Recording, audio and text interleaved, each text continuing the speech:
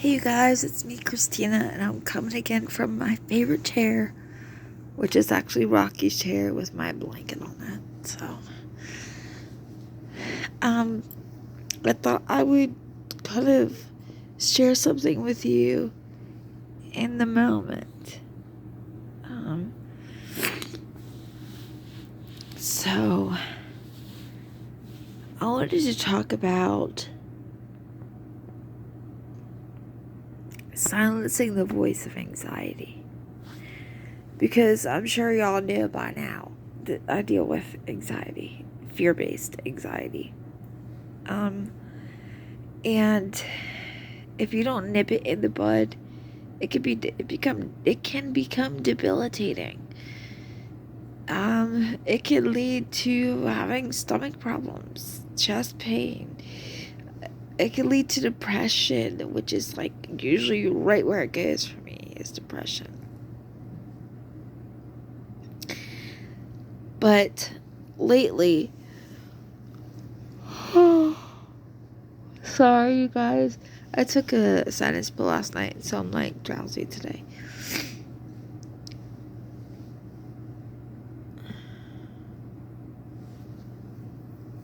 So, um,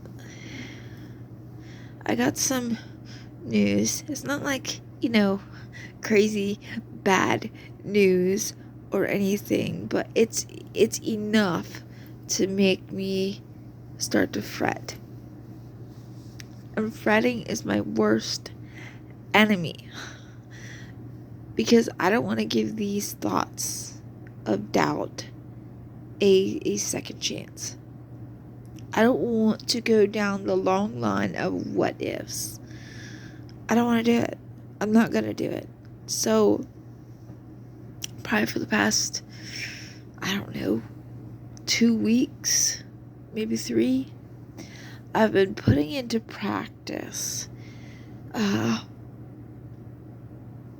mostly in my prayer journal, sometimes in my highlight journal. Um, every time I feel anxious, overwhelmed, I have those thoughts of fret, fear, I take a moment and I rationalize. Yes, my feelings feel real. Circumstance is real. But my God is more real. And then I stop and I think about what He's brought me through and prayers that He has answered. Things that I felt were impossible, and He came through and He answered it. And He took care of us some of the toughest, most difficult times of my life, and how God brought us through. And I start to replace those fears with truth and faith in the truth. So,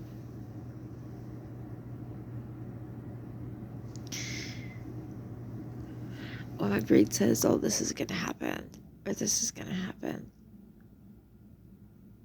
faith answers, God is going to take care of me. He's no favorite person. He's taking care of me in the past. He will take care of me in the future. It doesn't mean things aren't going to be a little uncomfortable for a little while. It doesn't mean that situations aren't still going to feel fearful. But it means that in God's timing, in God's way, He will take care of me. Sometimes if I'm really spiraling down that what if, sometimes I'll just have to be like, you know what, Christina, shut up. Are you still alive? Are you still living today? Did God provide for you? Did you ever go without food? Did you ever go without a place to stay? Then you're okay. You're just fine. You're going to be just fine. There is no use fretting over things that you have no control over. It is what it is. Life is what it is.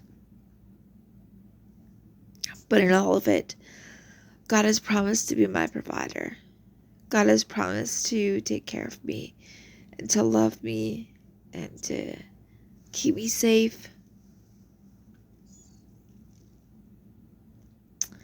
And sometimes that can just calm me down. And then I remember one of my favorite scriptures that says, when I am overwhelmed, take me to the rock that is higher than I. I believe it's in Psalms 100 something, maybe like 103. I don't know for sure. But it's definitely in Psalms. So I remind myself of that scripture. And then I try to get a fresh perspective of things in my head. And I do my best not to view my circumstances through fear-colored glasses. Through what-if glasses. But instead, to see my situation through, God's got this. God's going to take care of me. He's not going to let me go without. He's not going to, he's always done it. He's always come through every time. And I've wasted all this time fretting. I've wasted all these many, many tears and anxious thoughts and moments when I couldn't get out of bed because of fear. And then I come to find out that, a week later, God takes care of the situation. It's those moments of being in the fire. It's those moments of unsurety that stretch our faith. And make us learn even more that we can rely on God. So now I can go back into my highlights journal and I can see where I was being fearful before, like very fearful. And now 2020, backside is how they call that.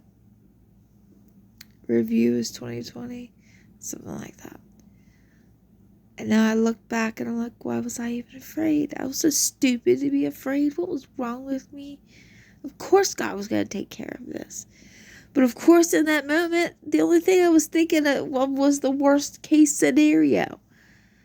And when you've been through a lot and you've been traumatized, that trauma will make you in a way expect for bad things to happen. And trauma opens the door to fear. And so it's trying to close that door, close that gap.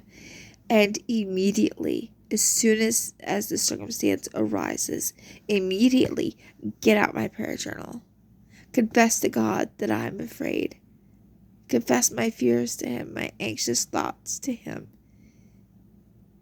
And then ask Him to take care of the situation. It's exactly what Scripture tells us to do. In Philippians 4:6, be careful for nothing. Be careful for nothing, but in all things, through prayer, thanksgiving, supplication, make your requests known to God.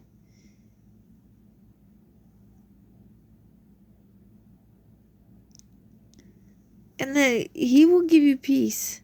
I'm paraphrasing. He will give you peace. Just tell Him about it.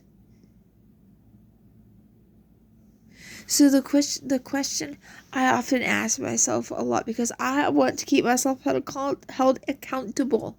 I want to be ready when God takes us home. I want to be ready, so I try to always hold myself accountable. And the question I ask myself is, do I really believe? Because if I really believed that God is who He says He is, why the heck am I fretting? Why am I being anxious? Why am I allowing these anxious thoughts to use my head as a dance floor? Why am I not nipping it in the bud right now and saying no? No. I will trust God. I will trust him. So let's put Philippians 4:6 into practice. The second an issue arises, and it could be for real issues, but the second an issue arises, instead of swimming in all of those what if thoughts, instead of allowing ourselves to be entertained with the worst case scenarios, we instead go and confess to God our fear. We tell him our fears, our anxieties. We give it to him. Then we trust him with it.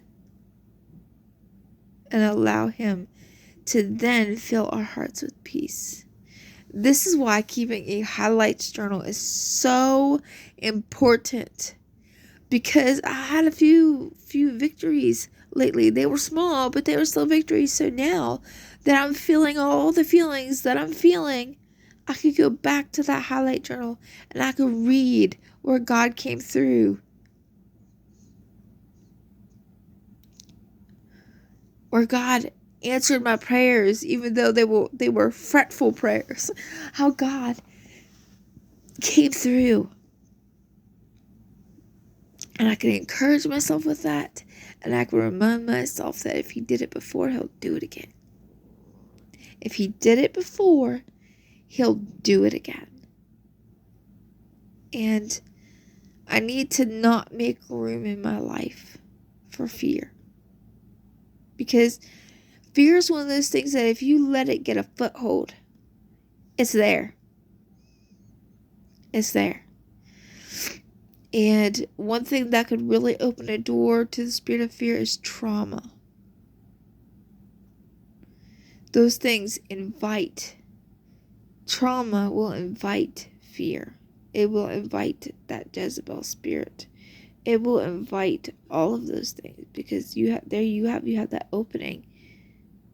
You have that trauma spirit that is trying to oppress you. And that door that's been opened because of trauma opens up to a lot of things that only make it worse. So our only way out of this is to go to God. To confess our fears. To confess to God our anxiety. To give it all to him. And then leave it in his hands and trust him with it.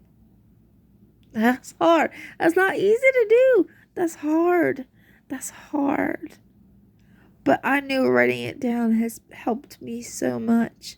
I've been just writing these things in my prayer journal and then seeing God answer them. And then I put it in my highlights journal and then I could go back and I could just see the victories. And I could just see the times that God has just answered my prayer. And then that can encourage me to know, hey, God answered it then. He's going to answer it now. God's going to take care of me. It doesn't mean that I'm not going to be uncomfortable. It doesn't mean that I would have exactly what I need, exactly the moment that I need it or want it. God knows the perfect timing.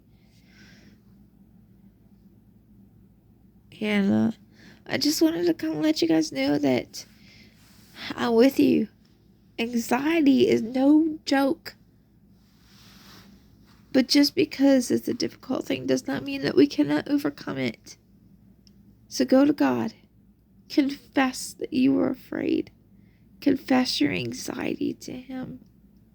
And then give it to him. Then begin to remind yourself of the goodness of God. Begin to remind yourself of your past victories, of the things that God did answer. Begin to remind yourself of all the ways that God has come through for you in your life. And then when the testing is over or when the situation is past, you will have gone through it with grace. Because anxiety is a time stealer. Y'all, I can't tell you how many days that I just did not get out of bed because of anxiety. Or I didn't do this or I didn't do that. And I spent my days fretting. I spent my days worrying. I spent my days being afraid. When I could have spent my days in joy. I could have spent my days crafting. I could have spent my days with hanging out with my friends. With Jesus. Let's not allow anxiety to steal, kill, and destroy our joy. But let's do something about it. God bless you guys.